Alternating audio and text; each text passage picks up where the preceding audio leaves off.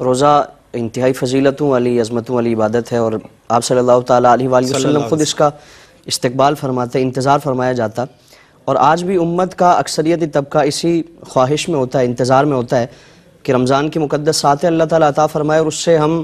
خوب مستفید ہوں اور اس سے اپنے لیے اللہ کی طرف سے برکتیں، رحمتیں، بخششیں حاصل کریں۔ اور رمضان کا مہینہ جیسے ہی اس کا آغاز ہوتا ہے تو ہم ایک عبادات کی بہار اور عبادات کا ایک ذوق و شوق ہمیں نظر آتا ہے۔ اسی کے ساتھ ساتھ ہمیں ایسے افراد بھی نظر آتے ہیں کہ جو رمضان ان کے لیے ایک بڑا ایک تکلیف و دقت کا باعث ہوتا ہے، وہ یہ سمجھتے ہیں اور اپنے لیے اس کو بڑا ایک بوجھ سمجھتے ہیں، یہ ان کی بدنصیبی اور ہے۔ ہاں اس سے بہانے اور ہیلے کیے جاتے ہیں کہ فلاں مجبوری ہے، فلاں عذر ہے، حالانکہ کوئی ایسا عذر واقعتاً نہیں بھی ہوتا۔ یعنی بعض استثنائی صورتیں تو قرآن کریم نے خود بیان فرما دی نا کہ اگر تم پر یہ کیفیات ہے تو تمہارے لیے اجازت ہے کہ تم روزے کو چھوڑ دو، مرض ہے، سفر ہے، دیگر اس طرح کی اگر کیفیت ہے کہ روزہ برقرار رکھنا مشکل ہے تو اس میں شریعت مطہرہ نے اجازت دی۔ لیکن روزہ اللہ رب العالمین کے لیے رکھا جا رہا ہے تو اللہ بہتر جاننے والا ہے، ہم دنیا والوں کے سامنے اگر کوئی عذر پیش کر کے اپنے لیے ظاہری طور پر ہمدردی حاصل کرنے کی کوشش بھی کر لیں تو اللہ رب العالمین جاننے والا ہے کہ اس کا واقعتاً عذر ہے یا نہیں ہے۔ ٹھیک، اور اگر عذر نہ ہو اور پھر ہم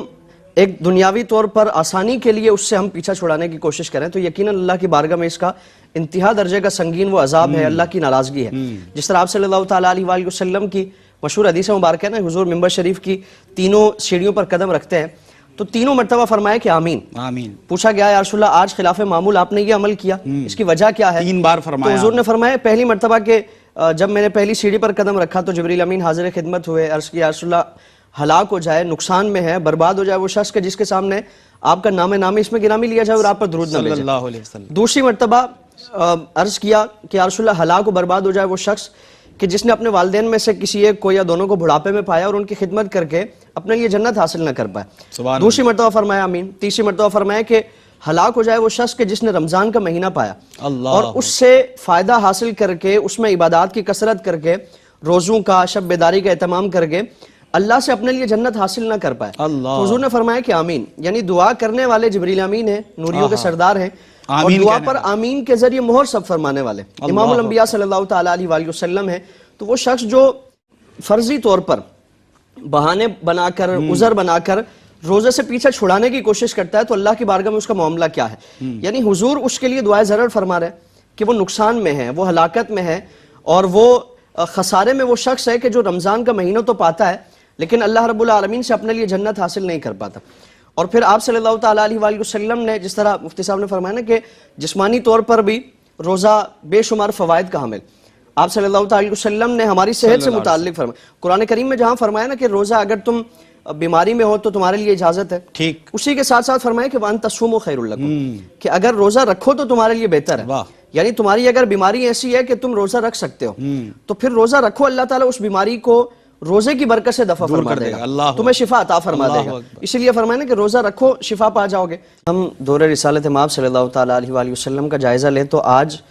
کہ ہمارے زمانے سے کئی گنا زیادہ مشکلات اور پریشانیاں تھیں، موسم انتہا درجے کا گرم ہوتا تھا، اور ظاہری طور پر جس طرح ہمارے لیے آسائش اور آرام کی چیزیں میسر ہیں اس زمانے میں ان ساری چیزوں کا تصور بھی نہیں تھا۔ انتہائی سادگی کی زندگی ہے، محنت، دن بھر محنت مشقت کی جاتی ہے، اور پھر ابتدائے دور اسلام کا اگر ہم جائزہ لیں تو روزے کی کیفیت میں بھی تھوڑا فرق تھا، اور ایک طویل دورانیے کا روزہ تھا جسے آپ صلی اللہ تعالیٰ علیہ وآلہ وسلم کی برکت سے، حضور کے صدقے سے اللہ نے ہمارے لیے ایک آسانی فرمائی۔ اس کے باوجود صحابہ اکرام کا ہمیں نہیں ملتا کہ انہوں نے اس طرح کی کیفیات کی وجہ سے، تھکاوٹ کی وجہ سے روزہ چھوڑ دیا یا کسی پریشانی، اس طرح کے جو معاملات کیے جاتے ہیں تو دن بھر کی محنت مشقت کے باوجود بھی شب بیداری کی جاتی ہے،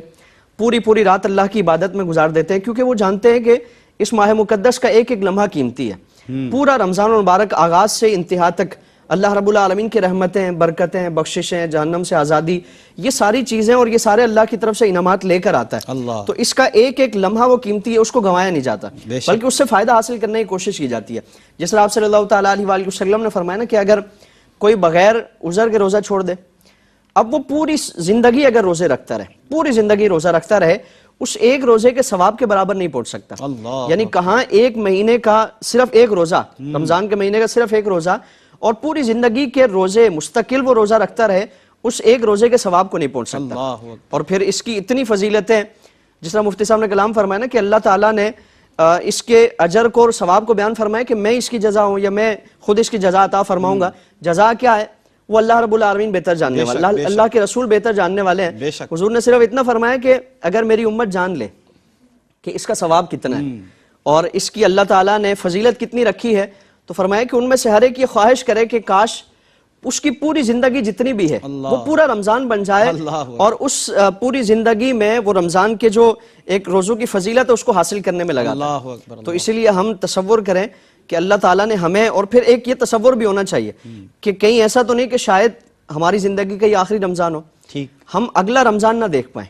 اور پھر رمضان کے تقدس کی پامالی کی وجہ سے اللہ کی بارگاہ میں ہمارے ساتھ جو معاملہ کیا جانا ہے وہ آپ صلی اللہ علیہ وسلم کی حدیث مبارکہ بھی ہے. حضور نے خواب میں ایسے لوگوں کا مشاہدہ فرمایا کہ جن کو